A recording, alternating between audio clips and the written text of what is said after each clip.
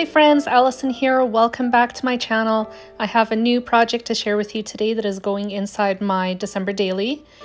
One page is going to be a shaker pocket that is in the shape of a to-go cup, like a Starbucks cup. Actually, that's what this layout is about Starbucks and the holiday cups that come out at this time of year.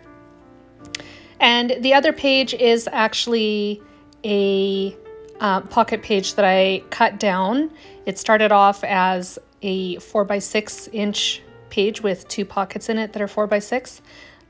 It's not a 4x6 page, but it had two 4x6 pockets in it that were one on top of the other. But I trimmed it in half so that I could get two 3x4 cards into it.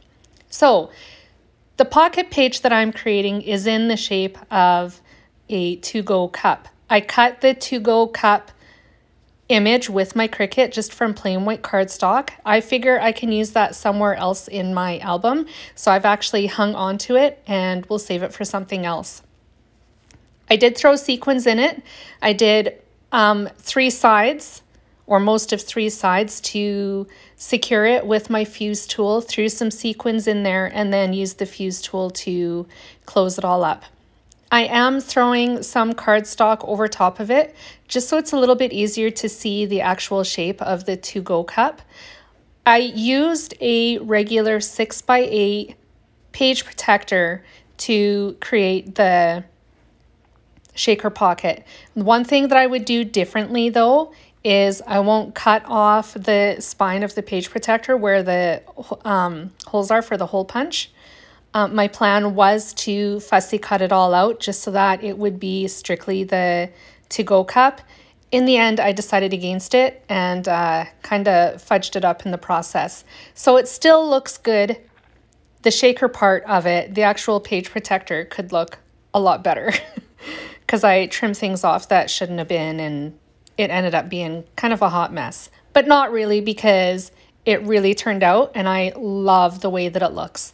Something else new that I used that is a function on my Cricut is the right function. So on the circle that I'm working on right now, you can see cup of cheer is written around the circle. I used the right function to create that. It was really easy to do. It's actually, honestly, the first time I've ever done it. I was brave enough to try it out, and I'm glad that I did, because playtime ended up being incredibly successful, and I am so triumphant that I tried something that I have been scared to do for a long time. I am not new to the Cricut. I have had it for over 10 years, 12 if you want to be exact. And this is the first time I've ever tried it. My next goal is to write or draw a design on a page, like for a background, to make my own background paper. So watch for that. Okay, so I am moving on now to my photo. I trimmed my photo down to 3x4 inches. It's going inside this flip flap, which is from Close to My Heart. And there is my page protector that started out as a pocket page that had two 4x6 pockets in it, and I trimmed it in half so that I could fit just two 3x4 photos in it. I do have the back side that I need to fill, but that will be reserved for another project. Inside, on this side of the page protector, I am adding a journaling card, which came from Simple Stories. I think it's called Jingle All the Way. It is a Christmas collection from last year. And so I took one of the 3x4 cards from one of the cut apart sheets, and the other side of the page protector is reserved for my journaling. I am going to print my journaling out on my printer, but I saved some room at the top of the first journaling card, essentially, for a little bit of stamping and embellishing. I used a Close to My Heart stamp set to create the little border. I wish I had used a stamp that was a little bit thicker than what I did use. In hindsight is 2020, but it still looks really good. I just realized this whole video is all about firsts. First time I used the right function. This is the first time I have ever created a shaker pocket that is shaped. And this is the first time, I believe, I have ever used my green apple ink from Close to My Heart. Yay me, look at me go. Pretty exciting day. I cut the heart with my Cricut as well, just from scrap red cardstock that I had in my stash. Now I'm back using the sticker sheet from Simple Stories. I wanted to pull off one of the phrase stickers.